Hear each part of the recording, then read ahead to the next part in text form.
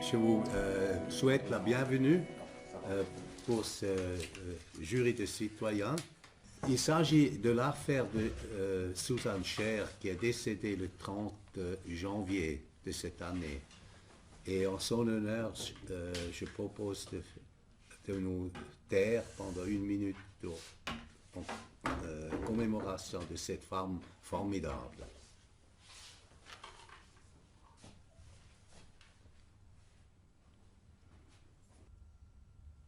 Merci pour cette minute de silence.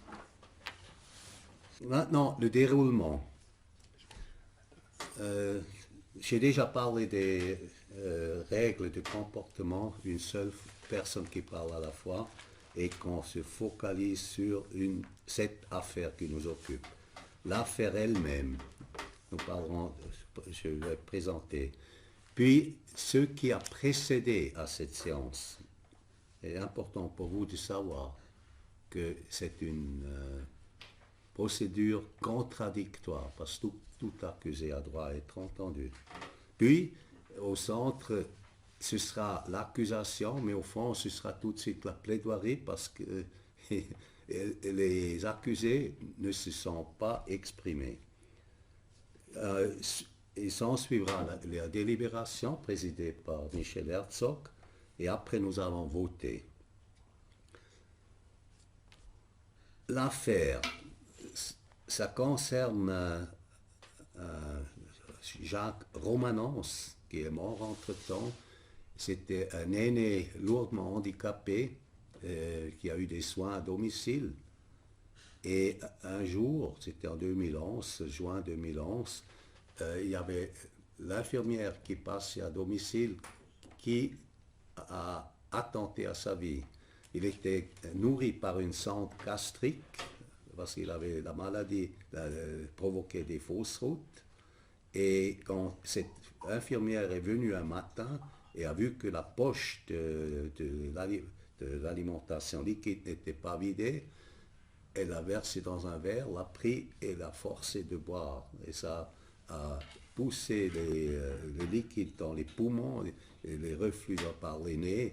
Elle a failli d'être tuée.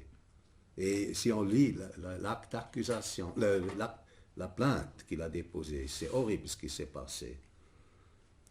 Elle est partie après, il y avait une soignante qui devait faire sa toilette normalement, qui est arrivée quelques minutes après, qui a refait la même chose. Donc il voulait carrément le liquider. Et le tout est grave parce que ça a été escaladé aussi sur le plan politique. Il y a deux conseils d'État vaudois qui ont été mis au courant. Et finalement, le Parlement vaudois, parce que nous avons fait une pétition. Et tout le monde a couvert. Et avec une arrogance, un comportement qui laisse présumer que ce cas n'est pas unique, que c'est même dans les mœurs qu'on se débarrasse dans certains cas de vieux embarrassants.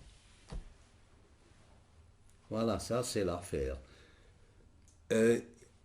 Jacques Romanens a eu comme femme Suzanne Scher, qui était déjà divorcée de lui, mais elle a pris soin quand il était malade, et c'était Saint-Bernard qui a pris soin. Et c'est elle qui est montée sur les barricades, et c'est une femme vraiment courageuse, elle a dénoncé ça, elle a commencé à distribuer des tracts, même avant qu'elle m'a connu, et elle a dû payer pour ça, bien sûr. On n'a pas le droit de dire la vérité. Et pour finir, c'est moi qui l'ai documenté sur Internet, et j'étais aussi condamné. Maintenant, ce qui s'est passé avant cette séance, parce que je viens de dire qu'une procédure, quand on accuse quelqu'un, il y a toujours le droit à être l'accusé, le droit à être entendu, de se défendre. Moi, je considère que c'est accompli.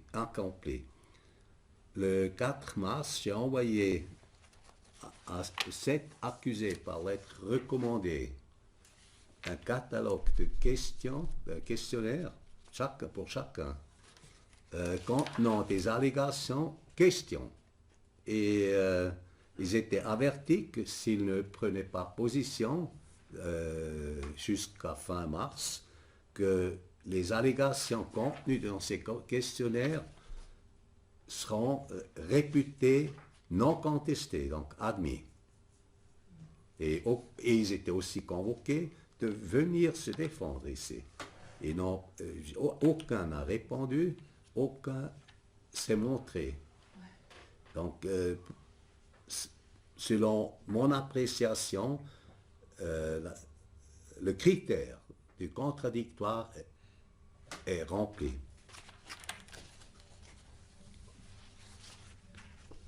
Maintenant, je viens sur l'accusation et au fond, c'est une plaidoirie. On peut tout de suite passer à la fin d'un procès. Au fond, c'est la plaidoirie. Le tout a été étayé sur Internet. Vous avez trouvé dans le courrier que je vous ai envoyé le lien où on trouve l'affaire étayée avec 50 pièces publiées avec. Donc, pratiquement toutes les pièces du dossier sont publiées sur Internet, accessibles. J'ai observé, quand il y a un procès pénal de criminel, devant une cour criminelle, il y a des juges ascenseurs. Dans le passé, il y avait des jurés qui n'étaient pas du tout au courant du dossier. Ils ont quand même aussi décidé. Et nous, on est un peu dans la même situation, mais pour cela, j'insiste que je lis les plaidoyers au moins comme un acte devant notaire, qu'on a compris tous que nous considérons comme allégation réputée, acceptée. Alors, Morges, le 31/3/2019, aux citoyennes et citoyens européens.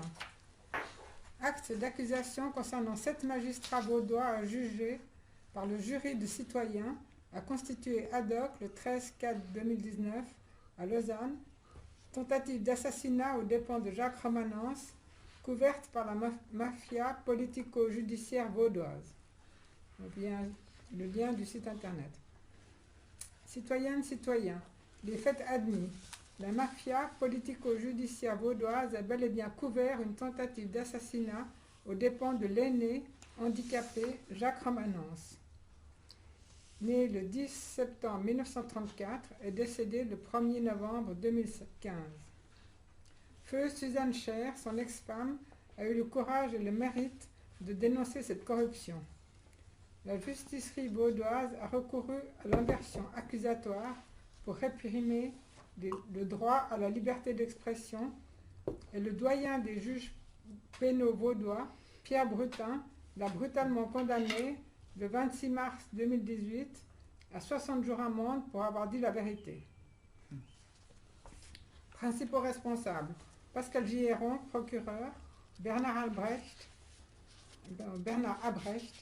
Joël Krieger, Guillaume Perrault, juge cantonaux, Christian Denis, juge fédéral, Pierre Brutin, juge pénal de première instance, Bernard Denerea, procureur. Le procureur Pascal Giéron. Ce procureur a œuvré pendant 3 ans et 7 mois pour instruire, entre guillemets, la plainte pénale de feu Jacques Romanens sans ne jamais convoquer le plaignant pour finalement délivrer son ordonnance de classement du 13 avril 2015. Bien, ça tombe juste sur la même date. Et ceci après avoir été relancé par les avocats successifs du plaignant par 3 douzaines de missives et même par une plainte pour déni de justice, preuve dans le dossier. Selon Giéron, voir sa lettre du 22/3/2013 au tribunal cantonal, une tentative de meurtre sur un aîné n'est pas prioritaire pour lui.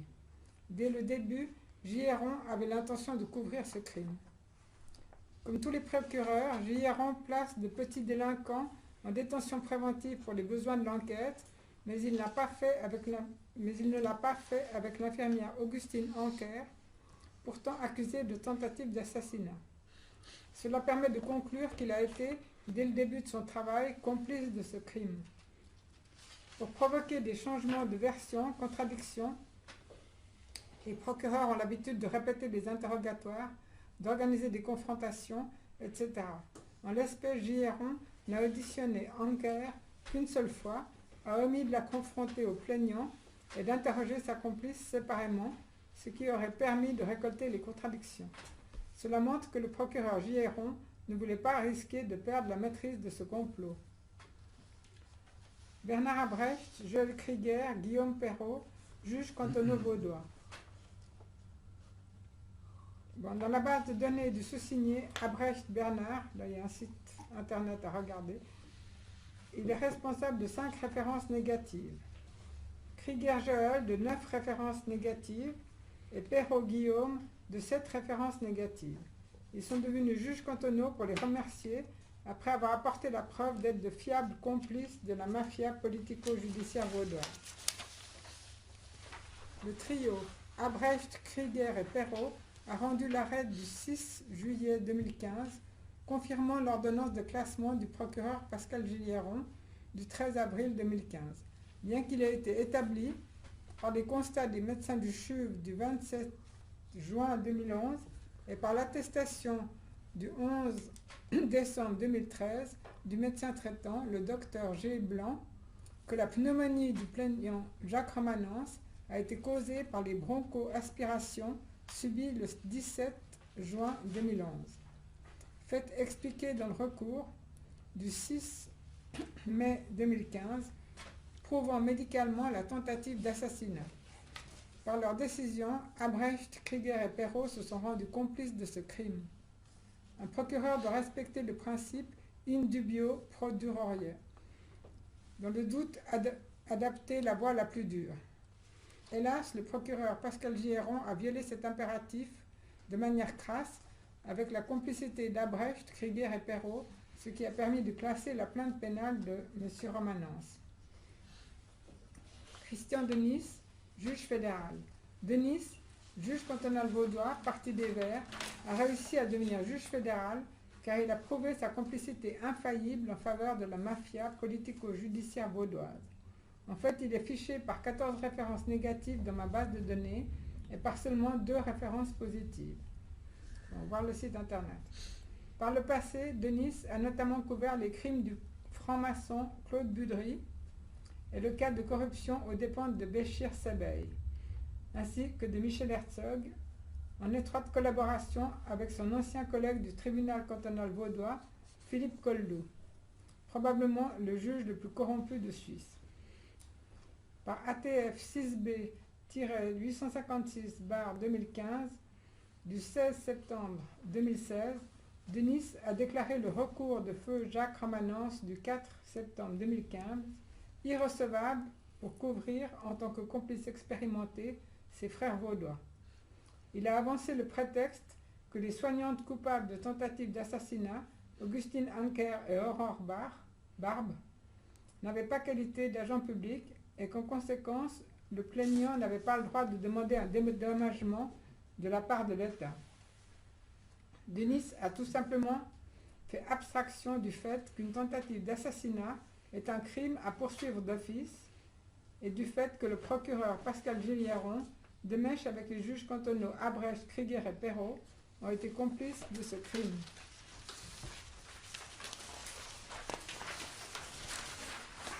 Pierre Brutin, premier juge du tribunal de Lausanne. Brutin est fiché par 29 références négatives. On va voir le site internet. Et on peut présumer qu'il est devenu premier juge du tribunal de l'arrondissement de Lausanne en remerciement de ses actes scélérats effectués dans l'intérêt de la mafia judiciaire vaudoise.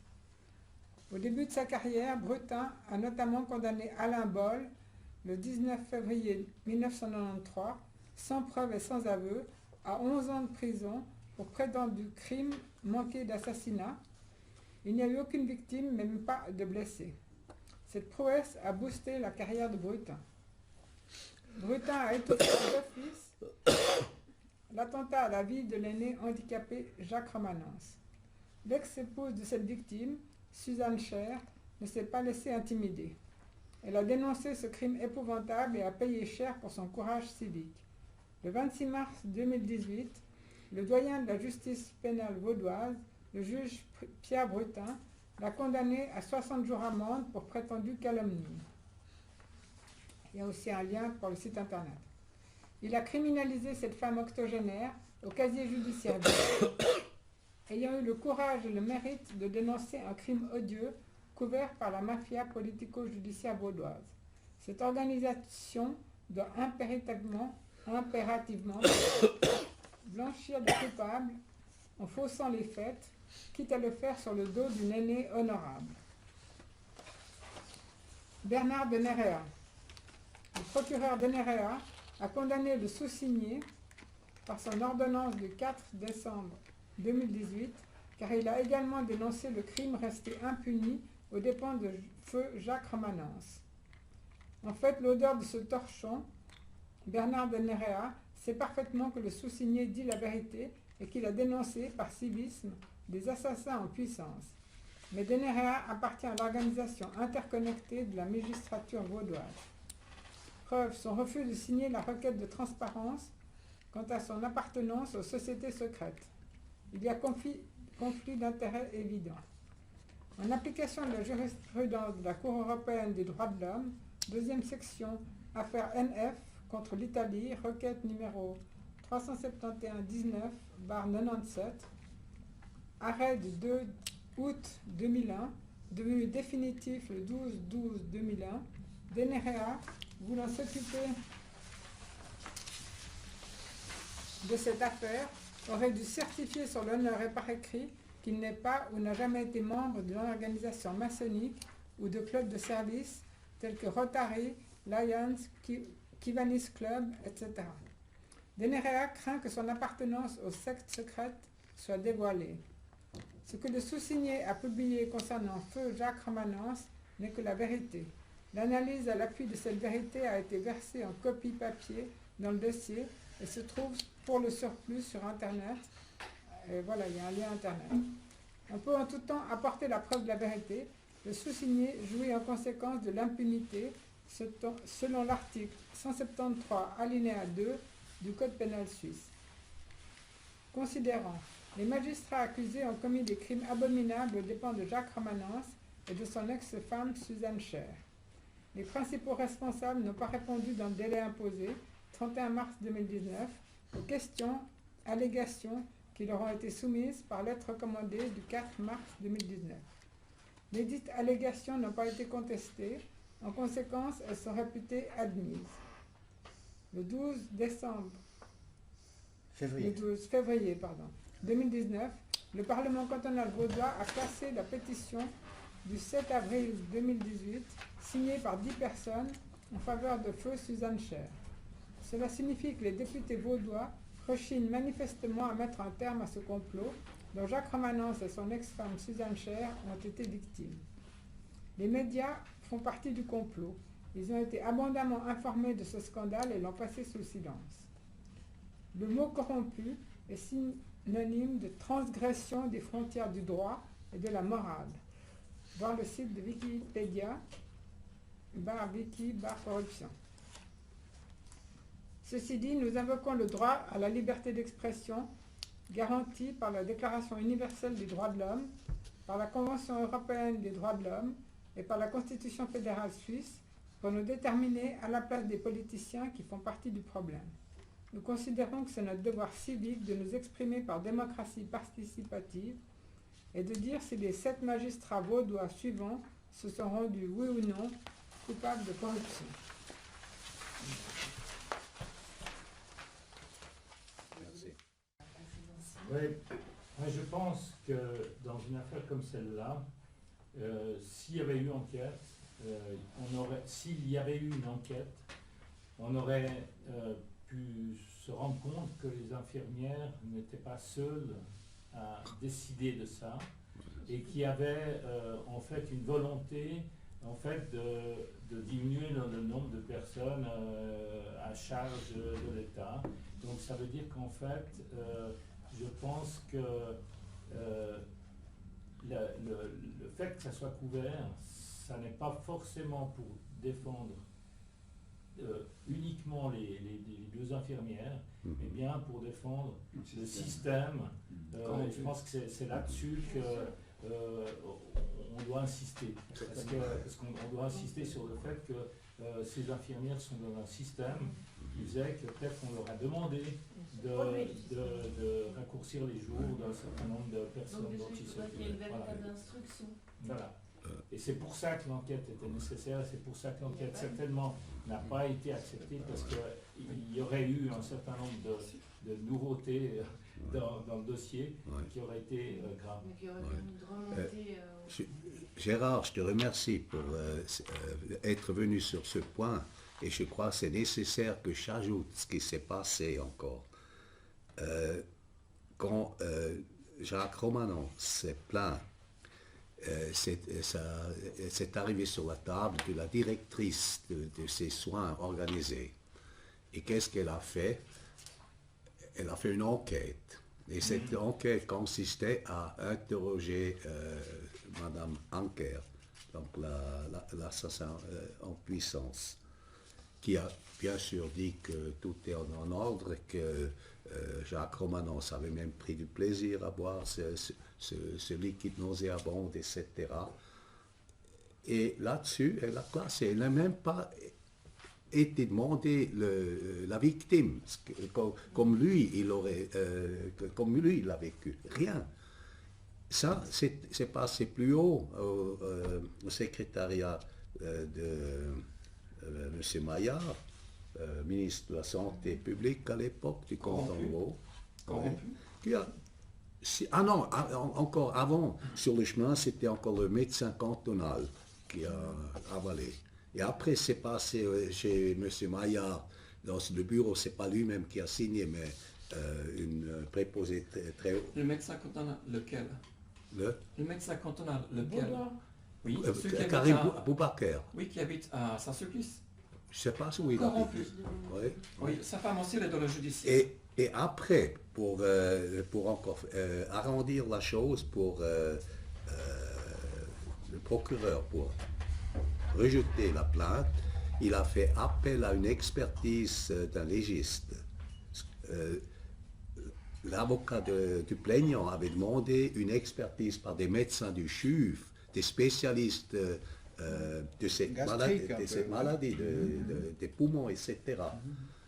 Eux, ils ont choisi l'ancien légiste à Lausanne, Mangin, Patrick Mangin, qui est un compagnon sûr d'Éric Cottier. Tu viens de mentionner Éric Cottier, c'est le procureur général du canton de Vaud. Il a aidé à Éric Cottier de condamner 2 hommes sans preuve et sans aveu à des longues peines de prison, avec l'apport de ce Mangin, légiste. Expert, oui. Alors, lui, il a su ce qu'on attendait de lui. Il a délivré une expertise de complaisance. C'est seulement que ça m'a provoqué d'apporter ce compliment. Pourquoi vous parlez de tentative d'assassinat et pas de négligence ou d'abus de pouvoir? C'est-à-dire que ces infirmières se sont permis de décider à la place de personnes compétentes, médecins. Pourquoi la tentative d'assassinat? Parce que la victime l'a clairement formulé comme ça dans sa plainte. Il l'a vécu comme un attentat à sa vie. Et comme il rapporte le comportement des 2 soignantes, eux, ils ne pensaient pas qu'il allait survivre pour pouvoir témoigner. Elles étaient convaincus qu'il allait passer, qu'il était déjà mal foutu, qu'il serait trop faible. Mais il a survécu. Il a pu rapporter ce qui lui est arrivé. C'est une volonté intentionnelle et pas un accident. Bon. Mais elle arrive comme ça le matin et puis elle décide de mettre fin à sa vie. Il y a eu quelque chose de préparée avant? Donc elle savait exactement ce jour-là ce qu'elle faisait ou c'était... Alors, encore une fois, lui, Jacques Romanens, il a refusé d'entrer en EMS. Il s'est fait soigner à domicile, mais il était lourdement, gravement handicapé. Il avait 2 maladies qui provoquaient des risques de fausse route. Il a perdu 20 kilos. Alors, à un certain moment, les médecins ont décidé de l'envoyer au CHUV, l'hôpital universitaire, pour lui implanter une sonde pour la nutrition par sonde gastrique, par un liquide nutritif. Et les soignantes étaient parfaitement au courant de ça. Madame Anker a prétendu qu'elle n'avait même pas su qu'il y avait un problème. Et c'est contredisait dans l'interrogatoire, même elle-même. Plus loin, elle dit,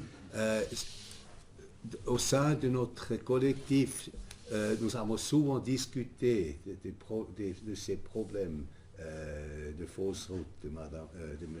Romanens. Et elle dit qu'elle ne savait rien. Nous sommes en train de passer à la votation, que chaque personne présente reçoit un bulletin de vote qu'il peut remplir ou il a le droit de ne pas le remplir. Il a même le droit de rester anonyme. C'est pour ça que nous distribuons seulement le nombre de bulletins des personnes présentes, 14 personnes présentes. Et c'est tout. Moi, je ne vote pas. Puisque j'ai été condamné sans cette affaire, je suis parti. Et après, les participants rendent leur bulletin aux 2 compteurs de voix. Donc un c'est Denis Ernest et l'autre c'est Norbert Guillot. Il va revenir, j'espère. Je vais brièvement répéter de quoi qu'on parle. Ici, nous nous sommes rassemblés en jury de citoyens pour juger 7 magistrats vaudois accusés de corruption par procédure contradictoire, parce que chacun avait la possibilité de venir se défendre ici devant le jury ou de répondre par correspondance aux questions soulevées. Nous étions 14 personnes présentes dans la salle. Et je vous garantis que vos noms restent anonymisés. Ça va être publié nulle part, les noms des participants. Ce qui va être publié, c'est le résultat final. Et le résultat final se compose en membres de jury virtuels, ceux qui ont voté par courriel, ceux qui étaient présents et le total. Nous avons eu 17 participants, membres de jury par correspondance virtuelle, on peut appeler ça virtuel, et 14 membres de jury qui ont participé aux délibérations aujourd'hui. Alors ça fait au total 31 membres du jury de citoyens. Résultat, les 31 ont voté à l'unanimité, coupable pour chacun des 7 accusés.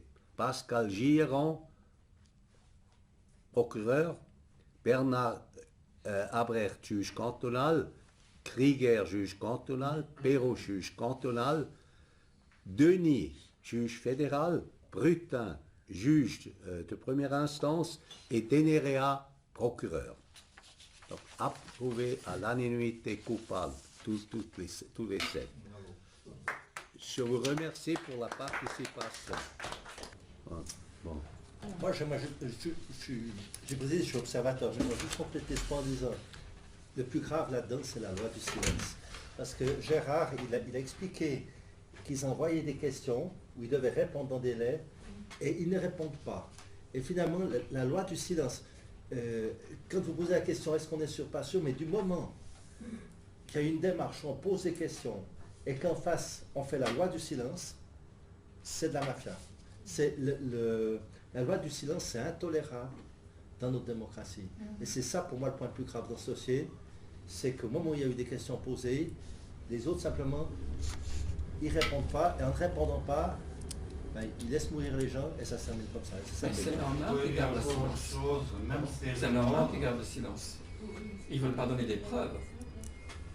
Parce que même si elle est morte, pauvre Suzanne, mais elle est morte condamnée, il faut le blanchir, l'État doit faire quelque chose. Il faut les obliger. Une réhabilitation serait peut-être importante. Oui, parce que On peut pas laisser mourir les gens comme ça. le problème, c'est l'impunité. Ça n'arrête pas les abus. S'il n'y a pas d'impunité, il continue. Bien sûr. Mais tout à fait. Voilà. Oui. Oui. La réalité, c'est qu'on est en train de dire que ces personnes n'ont pas fait l'enquête nécessaire. L'enquête nécessaire, elle aurait amené à condamner d'autres personnes dont tu parles. Et en fait, on les critique pour le fait de ne pas avoir fait cette enquête. Et voilà, là, au niveau où on est, on ne peut pas refaire l'enquête nous-mêmes. Je sais, mais Donc ça veut dire qu'on est très conscient qu'il y a plein de personnes impliquées dans l'histoire. Simplement, on est aussi conscient que ces personnes-là avaient la tâche de s'occuper de ceux dont tu parles. Ça c'est bien Donc, déjà, voilà. mais en Suisse, il y a toutes les organisations pour le contrôle. Alors elles sont où? Ça veut dire qu'elles sont dans cette corruption. Oui, mais ça, on en est conscient. On ne peut pas savoir qui c'est. C'est possible. Mais par exemple, quand on voit toutes les personnes qui ont... Condamner ça, ils vont tout de suite parler. Mais ce sont des personnes de l'ombre qui sont plus difficiles à identifier.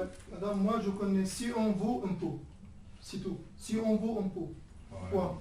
Pardonnez-moi, monsieur. Mais on est là justement pour ça.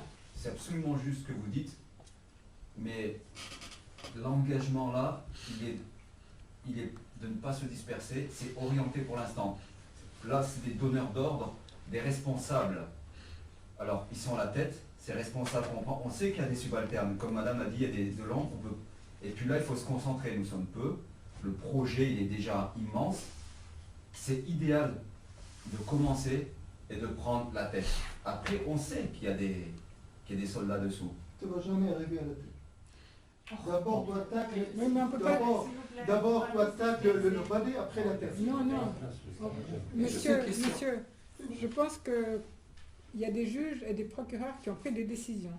Les décisions, elles sont écrites. Donc on a des preuves, d'accord? On a des preuves parce qu'ils signent leurs décisions. Mais avec qui ils ont travaillé, avec quels sont les collaborateurs qui ont travaillé avec eux, on ne connaît pas. Comment? Chaque juge, il y a déjà des rapports de police, il y a des rapports de médecins, il y a des rapports d'infirmières. Non, les rapports de médecins, on les connaît. Ils sont au dossier, les rapports de médecins. Dans ce dossier, combien de personnes il y a signé? C'est Ben, facile à découvrir. Il y a des médecins.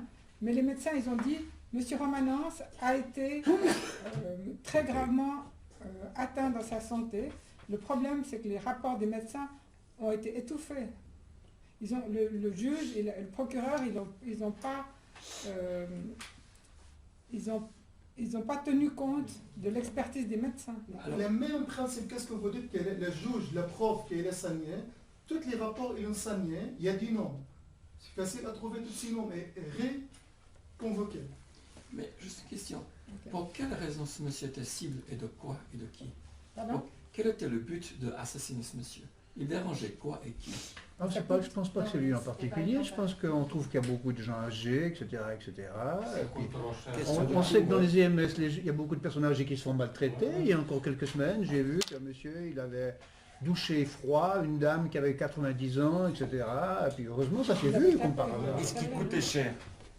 Et puis ça coûte à la société, bien sûr. La base, c'est l'argent. Comment est votre nom? Comment est votre nom? Ce point, c'est important ce que vous dites, parce que vous n'êtes pas dans ce business. Les EMS, c'est comme avec l'industrie des enfants enlevés, c'est une industrie. C'est une industrie rentable. Et votre voisine, elle peut dire quelque chose de ça, avec sa mère. Et dans le cas présent, on a fait comprendre Jacques Romanence qui s'entêtait, qui voulait rester à domicile, avoir des soins à domicile, d'entrer en EMS et il n'a pas accepté. C'est un très gros problème, effectivement. Un problème qui concerne la société qui est maintenant de plus en plus vieillissante. Et donc, les pires dessins sont à l'œuvre concernant les personnes âgées qui représentent une charge pour l'État. Donc, voilà, je pense que c'est un cas tout à fait emblématique, le cas de M. Romanos qui a été vraiment victime comment dire, c'est comme une pointe émergée d'un iceberg qui représente la malfaisance à l'égard des aînés, enfin, les plus vulnérables, parce que on a beaucoup de mal maintenant à gérer cet aspect-là. Cet aspect qui représente une charge pour l'État, mais aussi quelque chose de très intéressant en termes de business. Donc, en résumé, il faudrait être millionnaire pour pouvoir bien vieillir. Le bien vieillir n'est pas garanti par notre société. Au contraire, maintenant, il y a une véritable dérive autoritaire en ce qui concerne la prise en charge des aînés. Moi, je suis le cas de ma mère, par exemple, illustre ce qui se passe. Moi, j'étais confrontée à une véritable dérive autoritaire dans le canton de Vaud. C'est juste qu'il faut peut-être le rappeler, mais je ne sais pas si vous êtes tous au courant que le juge cantonal en Suisse n'a pas la même, par exemple, n'a pas le même statut qu'en France. En France, le juge est un statut de fonctionnaire d'État indépendant. Même avec ça, il y a des problèmes, mais au moins il a ce statut, il a la possibilité de dire son mot. Ici, les juges sont élus par les partis politiques, et ça, il ne faut pas le nier. Un juge est élu par son parti politique, il est normal qu'il est là pour défendre, donc il arrive à son pouvoir grâce à son parti et la mafia qui va avec. Donc il est là pour défendre les intérêts de son parti politique, des puissants qui financent ces partis. Mais c'est comme ça. Voilà, donc il n'est pas là pour... malheureusement, ça l'empêche d'intervenir dans le cas de citoyens lambda, de tout le monde. C'est ça le problème à la base. Je veux juste vous interrompre. On a une constitution fédérale qui prévoit, même s'ils sont élus par les partis, ce qui n'est pas normal, ça je suis d'accord avec vous, mais la constitution fédérale les oblige à respecter les... Non, c'est le droit supérieur, c'est le droit suprême, elle les oblige à respecter le droit, et ils ne le font pas, et c'est ça le problème. Ils ont plus de connexion avec la constitution fédérale. Mais quand même, pour aller dans le sens de madame, je pense que ça avait 25 ans, j'étais à une conférence où il y avait un juge, il y avait un notaire, enfin, on pouvait poser des questions. Il y a M. Cotier qui était là, et je lui ai demandé, lui, comment est-ce qu'il était devenu, en fait, etc., juge, procureur, etc. Il m'a dit, il a reconnu, moi j'étais proposé par le Parti radical, en fait. Voilà. Alors après, il faut encore l'aval du Grand Conseil, sauf erreur, si je me souviens bien, parce que ça fait quelques années quand même. Et après, je me souviens, il a eu une formule extraordinaire, alors ça je ne l'ai pas oublié. Et après, on regarde quand même que ce soit quelqu'un qui soit dans le moule. Et je crois que c'est ça le plus important qu'il a dit, être dans le moule. Et c'est ça, vous voyez. Ben, le leur, bien sûr. Le leur. Le groupe. Oui, bien sûr. Ça, c'est très intéressant, ça. Oui, monsieur, en Suisse, on sait qu'un juge fait partie de tel parti politique, et pour chaque juge, on peut savoir s'il fait partie des Verts, du Parti libéral radical ou du Parti socialiste, etc. Mais ça ne change rien. Ils n'appliquent pas les lois, qu'ils soient d'un bord ou d'un autre, ils n'appliquent pas les lois. D'accord, merci. Ils sont corrompus. Non, ils sont corrompus. Oui, mais quand on lit une affaire comme celle-ci, on se dit de quel droit on parle. Qu'un juge il soit de droite ou de gauche, qu'il soit franc-maçon ou tout ce qu'il veut, c'est son affaire privée. On parle de la justice. Il y a une plainte qui est déposée, il y a des victimes, il y a des accusés. On doit rendre la justice juste. Là, franchement, c'est scandaleux. Comment on peut accepter une chose pareille dans un pays qui a toutes les organisations humanitaires à Genève? Et on se dit après, non, Free Tibet, la Chine ne respecte pas les droits de l'homme. Ça, c'est respecté? Non mais, attendez, on est où là? Donc ça, c'est l'essentiel de ce Moi, c'est ce que j'ai exposé au tribunal que je suis allé. J'ai dit, avec toutes les organisations humanitaires, Donc quel droit on se permet et quel droit on applique? Moi, je m'en fous que c'est un juge qui soit homosexuel, franc-maçon, qui soit vert, droite, gauche, blanc, noir, je m'en fous. Je veux que la justice soit faite et juste. Et là, on maquille un dossier. Donc, on soutient encore la criminalité. Non mais attendez, où est-ce qu'on va comme ça? Moi, je ne m'en fous pas si un juge est franc-maçon ou non. C'est Pour son autant, affaire privée. s'il le dit ouvertement. Parce que le problème, c'est s'il ne le dit pas et il suit son serment de franc-maçon qui prime la Constitution fédérale, ça pose problème. Oui, mais monsieur Ulrich, Que la Constitution fédérale est dans la vie professionnelle. C'est en dehors. Si, ça a à voir parce que un journaliste genevois très expérimenté nous a expliqué à Gérard et à moi-même que les francs-maçons signent des serments à l'intérieur de la franc-maçonnerie et que ces serments sont en contradiction avec la Constitution fédérale et avec les lois suisses. Alors c'est extrêmement grave parce que c'est pour ça qu'il faut qu'on sache quels sont les juges qui font partie de la franc-maçonnerie. Mais on ne le saura jamais. Quand on leur envoie une demande de transparence pour savoir de quel club de service ils font partie et s'ils font partie de la franc-maçonnerie, ils ne répondent pas. C'est totalement scandaleux. Oui, mais c'est scandaleux parce qu'à mon avis, une victime, une personne qui va dans un tribunal, elle a le droit de savoir si le juge est franc-maçon ou pas. Et puis ils ne répondent pas. Mais c'est grave. Monsieur. Ce qu'il faut savoir, c'est que on parle avant de la nomination des juges. Alors, il y a une exception sur Genève qui est un procureur nommé par le peuple. C'est une des rares exceptions en Suisse. Alors là, ils ont moins de problèmes, même si il y a un parti qui le pousse. Mais il faut savoir qu'une fois qu'un juge est pris dans le collimateur, ils ont changé le code il y a quelques années. Ils ont mis des conseils de la magistrature où le système de contrôle, c'est même pas le peuple qui contrôle, c'est le conseil de la magistrature qui sont... Donc les magistrats eux-mêmes sont devenus juges et partis. C'était le changement avec le nouveau code. Et on est dans un système aujourd'hui où alors en Suisse on a cette grande qualité, c'est que le peuple est souverain, mais on a perdu le contrôle complètement de la justice avec ce système de code et tout qu'ils ont mis en place. Et pour moi, avant quand vous parliez de ce problème d'un magistrat qui a violé son serment, de la franc-maçonnerie qui a un serment qui est au-dessus et qui est à côté, le problème, pour contourner la violation de serment, ils ont mis le déni de justice. Le déni de justice, c'est légal en Suisse. Un juge qui fait un déni, on va vous dire, vous n'avez qu'à recourir. Le suivant fait un déni, vous n'avez qu'à recourir. Alors qu'un déni, un juge devrait être limogé sur le champ. Oui. C'est un crime. Le serment, c'est quelque chose qui doit être inviolable.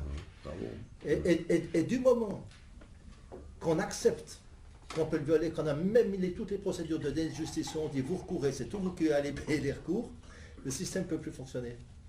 Et à force de recourir... ça finit jusqu'à Strasbourg. C'est ce qui m'arrive à moi. Ouais. Alors c'est pour ça que c'est pour ça que moi je propose de lancer une initiative pour le contrôle des serments. Et c'est le peuple qui rédige les serments. Et si un magistrat vient à violer son serment, c'est le peuple, donc un organe complètement, c'est pas le conseil de la magistrature, c'est un organe complètement indépendant qui va contrôler le serment et il peut le limoger sur le champ. Il n'y a pas besoin d'avoir le grand conseil, le parlement, tout, qui interviennent du moment qu'il y aurait une violation du serment par rapport à la Constitution.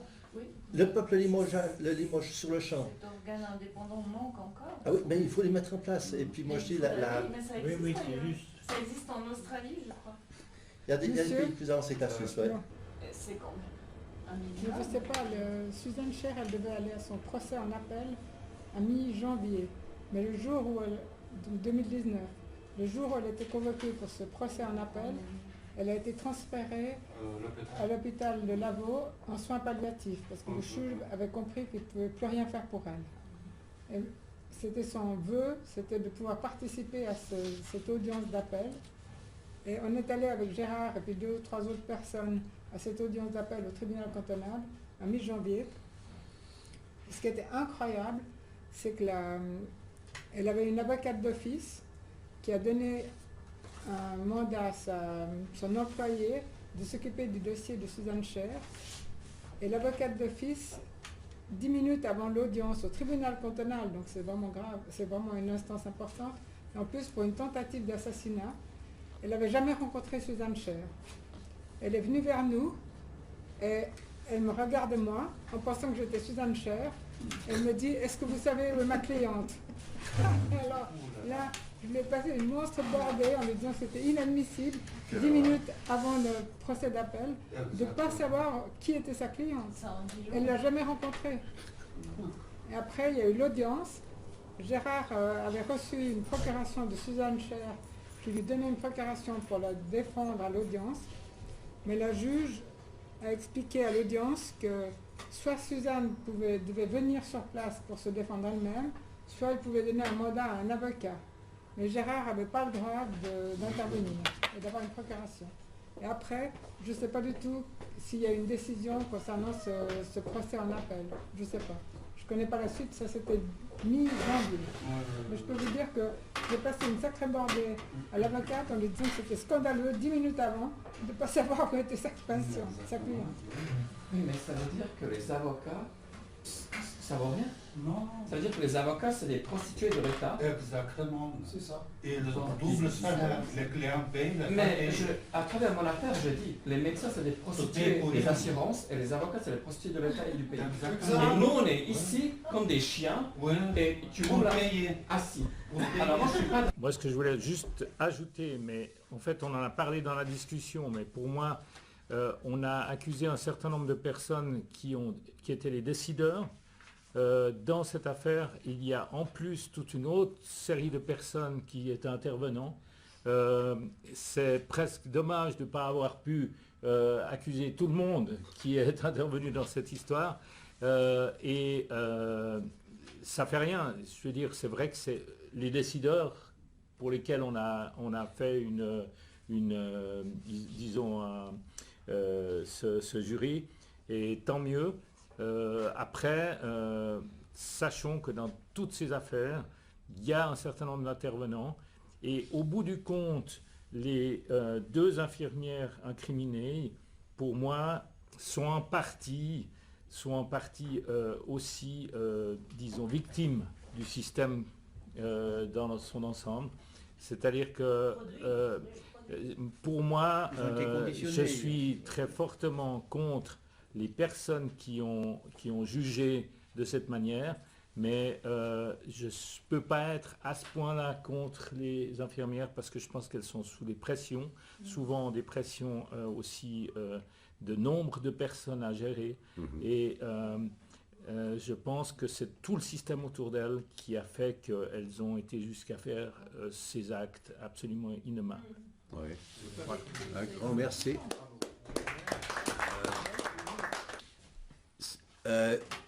Tu as dit très justement, Gérard, qu'on devrait condamner tous qui sont mêlés dans l'affaire. Et n'oublions pas que tous les députés vaudois ont été mis au courant par la pétition.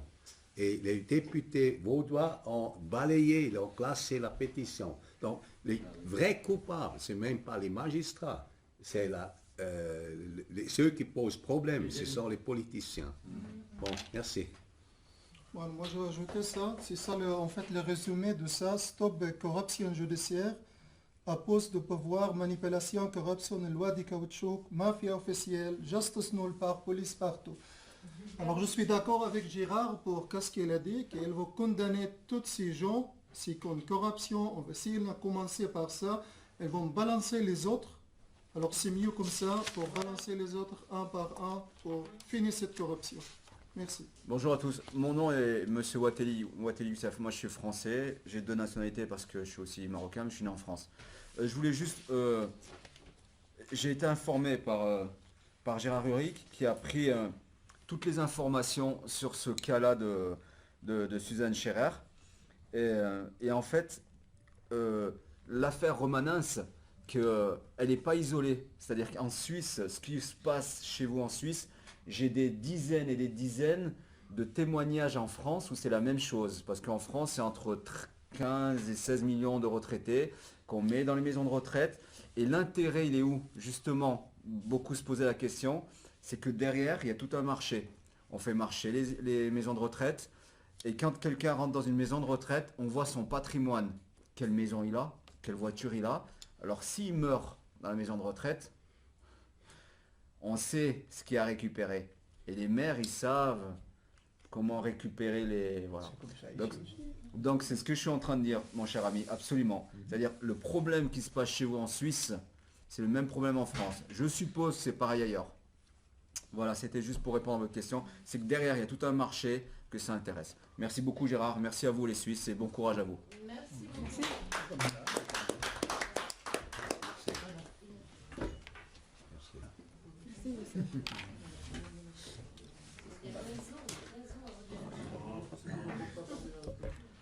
J'aimerais remercier Gérard Ulrich qui a un immense courage depuis des années et des années puisqu'il avait créé l'association Appel au Peuple déjà en l'an 2000 et après il a étudié des dizaines et des dizaines et des dizaines de dossiers et il a vraiment un courage incroyable parce qu'il ose vraiment attaquer les juges et pour moi c'est un exemple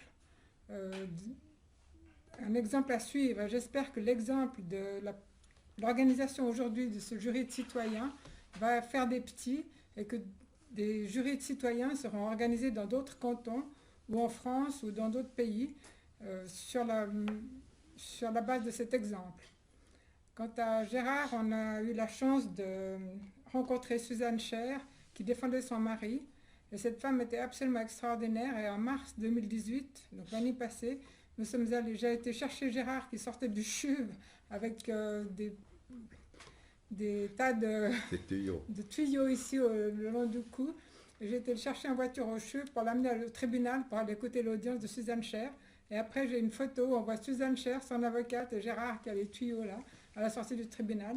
Et cette femme de 80 ans s'est défendue bec et ongle contre le procureur, le premier juge pénal Brutin, pour essayer de ne pas être condamnée. Et vraiment, c'était extraordinaire cette audience. Donc, je félicite aussi Suzanne, malheureusement, qui est décédée et qui était devenue une de mes amies. Elle a eu 80 ans le 22 juin 2018. J'ai eu la chance de passer l'après-midi avec elle. Merci beaucoup, Gérard. Merci à toi, Michel.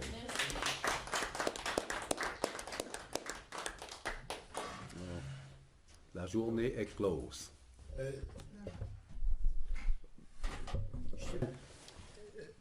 Gérard a parlé des politiciens.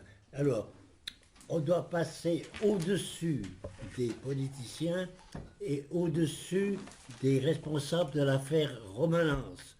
Or, si on veut passer au-dessus de ces gens, c'est de demander un débat public à la radio suisse romande. Ils sont obligés de nous donner la parole. D'accord, oui, mais ils ne veulent pas. Non, mais on peut faire du bruit. Parce qu'il faut passer au-dessus des politiciens et au-dessus des coupables de l'affaire Romanence. Et c'est un débat public pour atteindre la population. On peut faire du bruit avec ça. On essaie, on essaie. Je redonne l'autorisation de publicité. À la radio Roman, la RTS, la radio, la télévision. Maintenant, il y a une autre place. Ici, chez nous avons pris une salle. Moi, j'ai décidé de prendre une salle bien illuminée parce que la dernière fois que nous avons eu une telle séance, c'était sombre au Chalet Suisse. Et pour une vidéo, c'est important que c'est lumineux. Et une place facilement accessible. Et ce n'est pas gratuit. Avec le forfait, donc vous avez droit à autant d'eau minérale que vous voulez. Vous pouvez aller tirer des cafés dehors aussi à gogo.